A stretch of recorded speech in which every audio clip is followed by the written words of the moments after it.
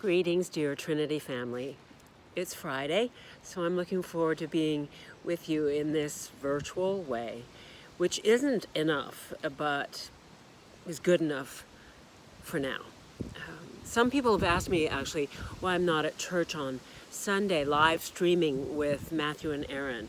Well, I take it as a compliment that you don't realize that I'm too old.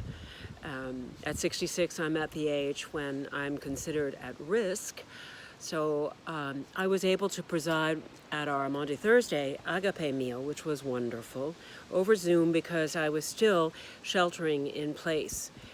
But I am not officially allowed to be part of a live stream from church on Sundays, at least for now.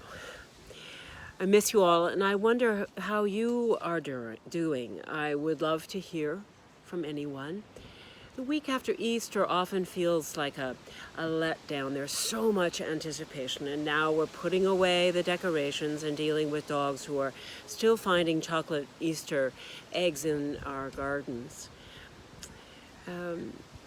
This Easter tide has been an exception in some ways, but in many ways it also feels like a letdown, waves of emotions. In lots of my Zoom meetings, people are doing what we're often doing and asking, how are you? How are you? And I must confess that right now, I'm really not sure how I'm doing. The best I can? I don't know. I bounce from horror and sadness, from worrying about those who are in such danger right now, the most vulnerable around the world.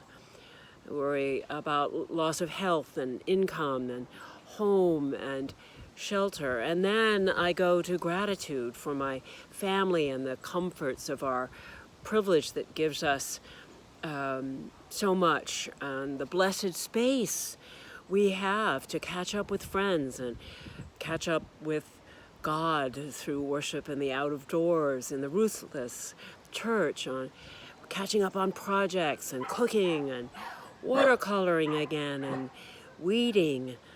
Nevada, our dog, whom you can hear at the moment, is now boycotting the almost constant stream of walks she's offered by all of us when we are taking calls outside and walking around the block. I wonder how you all are doing, which leads me to offer something. I want to say something that I think I know I need to hear. Perhaps if I say it aloud, it will sink into my own type A heart, my human doing instead of human being body. It's what my mentor, Bill Coffin, coined during the I'm okay, you're okay movement before many of you were even born. And it's this: I'm not okay, and you're not okay, and we're not okay, but that's okay. And here's why that's true. It's the message of Easter. It's the truth that love lives despite all evidence to the contrary. There's a story told at Easter of a young boy, Jeremy, who tried the patience of his Sunday school teacher with his restlessness and outbursts. She was at her wit's end. Spring came and the children talked excitedly about the Easter to come, and the teacher told them the story of Jesus' crucifixion and resurrection on Easter morning. To emphasize the idea of new life springing forth, she gave each of them a large plastic Easter egg. Now I want you to take this egg home and bring it back next week, she said, with something inside of it that shows new life.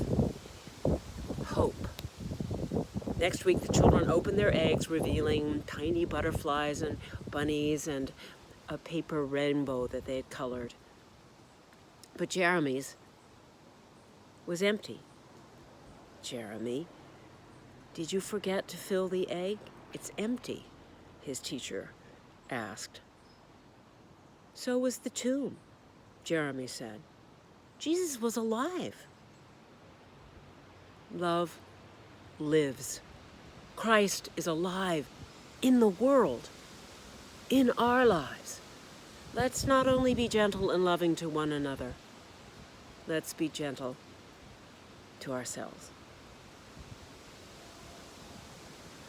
As is my custom, I want to offer from my Commonplaces journal words of inspiration and perhaps for reflection. And this one is from Mary Oliver. Oh, she of blessed memory. Wild geese. You do not have to be good. You do not have to walk on your knees for 100 miles through the desert repenting. You only have to let the soft animal of your body love what it loves. Tell me about despair, yours, and I will tell you mine. Meanwhile, the world goes on. Meanwhile, the sun and the clear pebbles of the rain are moving across the landscapes, over the prairies and the deep trees, the mountains and the rivers.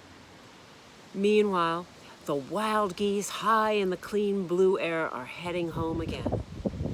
Whoever you are, no matter how lonely, the world offers itself to your imagination, calls to you like the wild geese, harsh and exciting, over and over, announcing your place in the family of things.